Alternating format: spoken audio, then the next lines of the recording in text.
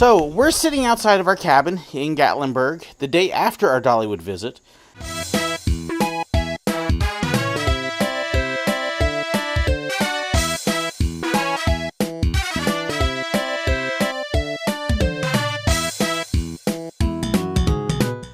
Going to do a little review. Didn't get a chance to last night because, quite frankly, I shot enough video that my phone was almost dead and her phone was dead and he was getting close to it, so a little tough to do a video review with no camera battery. Take a few minutes here to kind of talk about our day and what we liked and didn't like. So, who wants to start? Good? Okay, what did you like the best? I liked the lightning rod. It was a really good roller coaster. Okay, what did you like about it? It was really fast, and it was really smooth, which is good for me because almost no roller coaster is perfectly smooth for me anymore, but that one was really smooth. At least up in the front it was. Yeah. And the waiting line area was neat looking because it actually had a theme, which Worlds of Fun should take note of because they don't. But like, you went through a mechanic's garage at a gas station and there was a bunch of 50s music playing and it was neat looking. Yeah. Theming at Dollywood was top notch. Close to Disney level? I mean, it was at least as enthusiastic as Disney.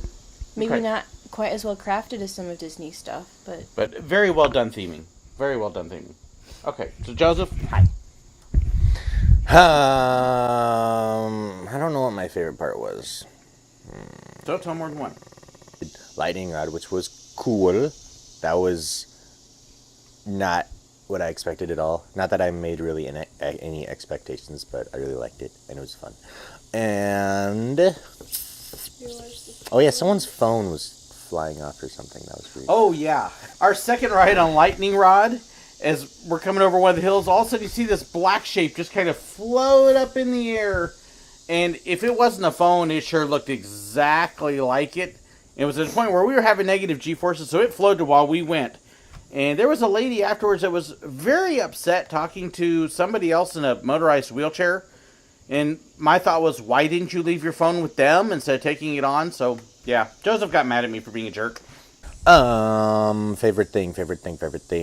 I don't know, I like a lot of the coasters and stuff, but I think I really just like the ambience and stuff, because as much as I like Silver Dollar City and, Missouri and the Ozarks and all that, it's just really cool being able to see all the trees that are super tall and being able to see mountains everywhere and everything, and it was really nice. I liked it. So in other words, you've fallen in love with the Smokies.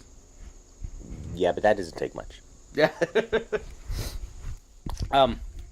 There was a lot I liked. The theming was fantastic.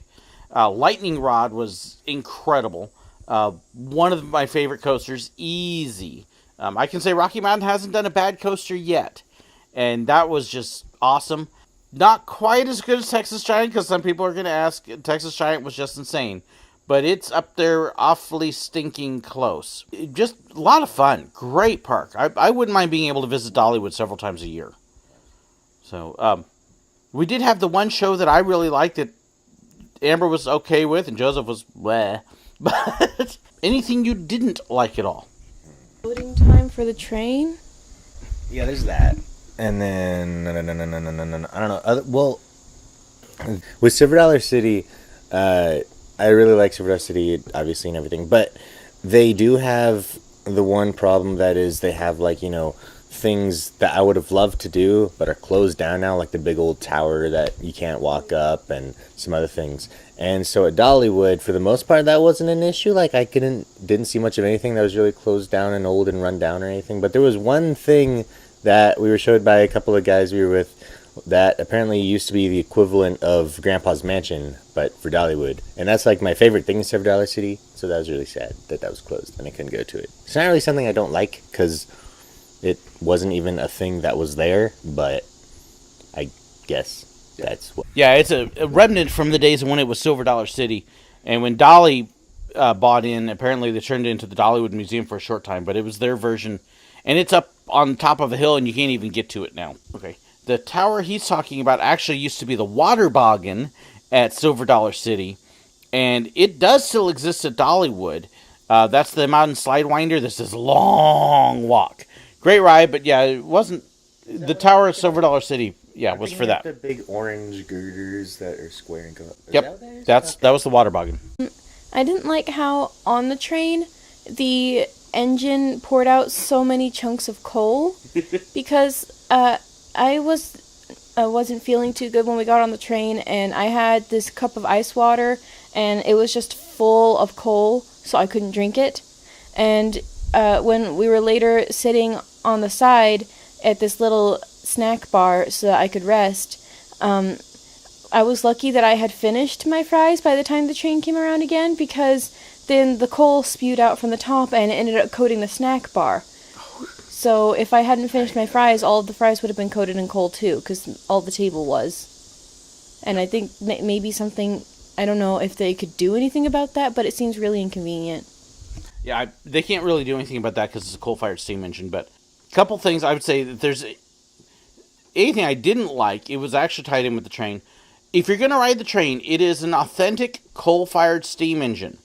We figured out partway through, wear glasses, whether it's sunglasses or something else, because you're going to have all sorts of cinder and stuff from the engine blowing back on you.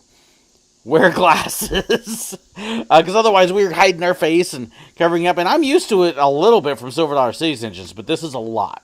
Otherwise, neat engine. The one thing I didn't like was their loading procedure.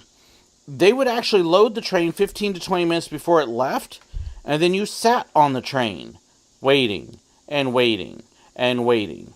And it's the only time I've seen one that will make people sit on the train that long.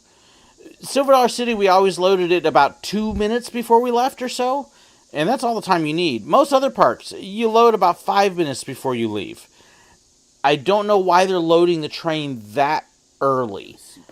Yes, and you just sat there on the train with the sun beating down on you and no air, and you just kind of fried and not real good.